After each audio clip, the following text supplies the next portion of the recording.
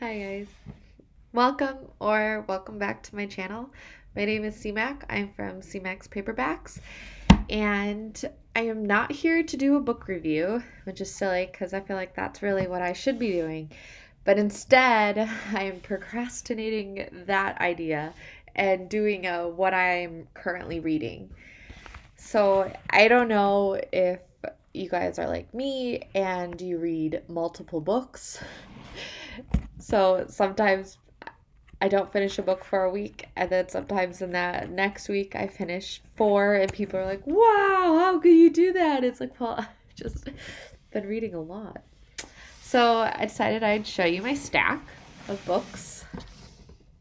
Oh, this feels kind of embarrassing. So I got a lot. But let's go through them all. So how I track all of my books is through my fields notes. I just carry this thing around with me.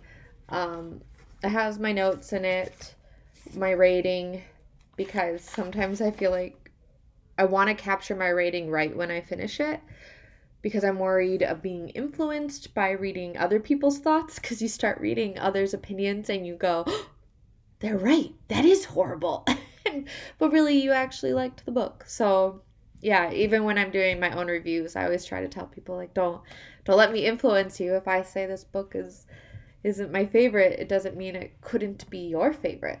So yeah, always keep that in mind, because it is funny how I look what I rated and then I write the review and I feel like, oh wow, now my opinion changed.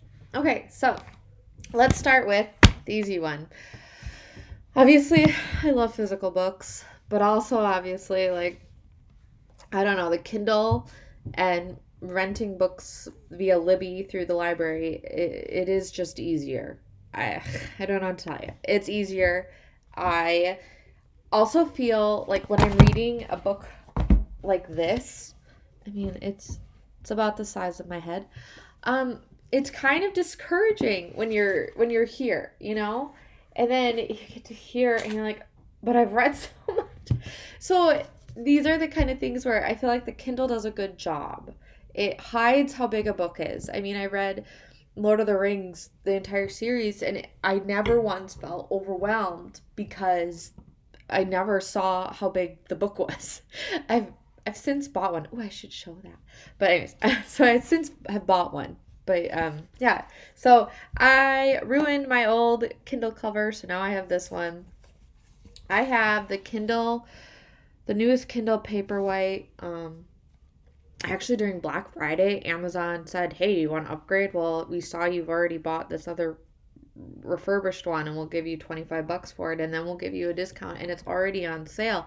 And so essentially I got my brand new 2022 Kindle Paperwhite for like after all the discounts and me turning in. I know I paid for the Kindle, but whatever. After all of that, it was like $30.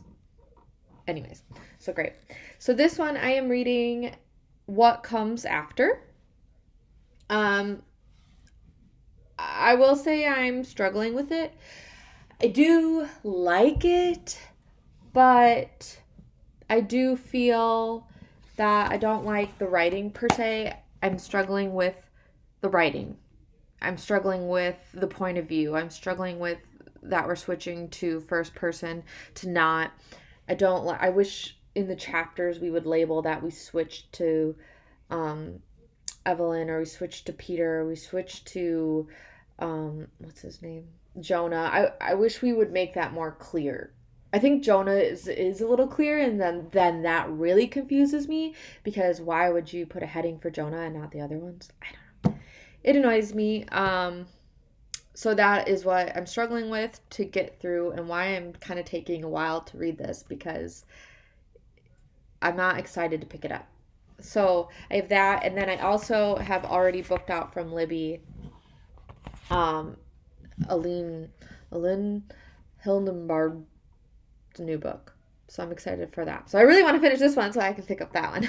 I don't read multiple books on my Kindle. I will say that. I am a multiple physical book reader, but not on my Kindle. Okay. My other book. So This is 3 books in one. My mom got it for me. It's exhausting. I have to say, I'm on the third, so Defend and Betray. I have to say, I also am not really enjoying this one. And I really did enjoy the first one. I thought was awesome. It got me really excited for the William Monk series. The second one was, and the third one is, so. But I just feel like I own this huge book now, and I have to finish, or I will be upset with myself. So here I am. This one I'm really excited about. I shouldn't have started this, but I didn't want to bring this huge one. So I brought Breakfast of Champions. I'm trying to get through not all, but I'm really working through Kurt Vonnegut. He's really interested me. I think he's a very interesting author. I recently just read Slaughterhouse-Five. So yeah, I mean, look at all these like cute. I just like it. So I'm really excited about this, and I shouldn't have dove in until I finished what I was already doing, but here I am about 15 pages in, and I read one or two and I get excited. The other one is another kind of Kurt Vonnegut. It is If Isn't This Nice? This is just a collection of speeches he gave. It's very interesting because you can tell it was a speech. Like I'm reading a speech. You can tell like this is how he writes novels, and then this is how he speaks. So very, very interesting. Really enjoying it. They're broken up into speeches, and I'm just reading one whenever I feel like it, really. My other one, I've been doing it. This has got to be over a year. I don't know. Walden, Life in the Woods. I feel like this is a book I have to read before I die. I will say it is tough. I don't want to read it. But I feel incapable of DNFing it. So I read a page or two, and then I get annoyed, and then I don't. And then I forget about it for a month. So that's one that's going to take me probably 15 years to finish. The other book is this one. I follow her on Instagram, and I think she's great. She does cabins.love or Lindsay Bro. But then she made a book. And one, I felt like just supporting her. And then two, I am obsessed with saunas and just hot springs and baths.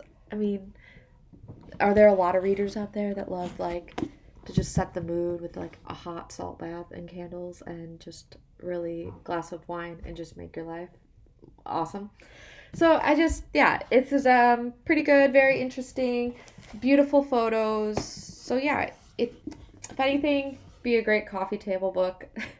It's very pretty. I do a few pages of this at a time too. So I am trying to get through my large stack. I normally have a lot of other books. And then I just got these. They're here, so why not show you? I am also trying to read like all of Agatha Christie. And these, I found a blog. I love blogs that write books and just point me in the right direction. And these are like some of the top 3 of books. She like polled a bunch of random readers, and they all voted on the top books. And these are some of the top that I didn't have. So obviously, and then There Were None was, I think that was number 1, and I already own that and read that, yada yada. So these are The Murder of Roger Ackroyd is something I am really excited to read, because I also just listen to a podcast about the short history, and then this is the book that really kind of set her off. I'll go off topic real quick. So very interesting. She got a book deal. Like she couldn't get a book deal, and then she finally got one, and she had one with really, really bad terms. Her first book blew up, and it was great, but then she kind of, one could say, half-assed the next few books because they were part of her book deal, and she had to write one a year, and it was like she wasn't even really getting paid. So finally she got out of that book deal or completed her contract. And this was the book that she published with her publisher that stuck with her for the rest of her life and basically like made her career what it is. And so this one really took off. It's apparently one of her most famous books. I've never even heard about it till then. But yeah, it's her best-selling, most famous books. I am extremely excited to start this. But obviously, we have a lot of work to do here, people. So I will get back to everything and continue reading. Please let me know what you're reading down in the comments below, because if I'm not expanding and adding to my TBR list, I just feel at a loss. If I need to be 20 books deep, or I feel like the world might end and I might finish my book and not have something to read. I think that might be everyone's biggest fear in life, is not knowing what you're going to read next. So if you got through this video this far, thank you. You're too kind. And I will catch you guys in the next video. And I will catch you for a book review, because this channel is owed a book review. But that'll happen on Sunday, if I do it. Right now, this was great, and I love chatting with you guys. See you.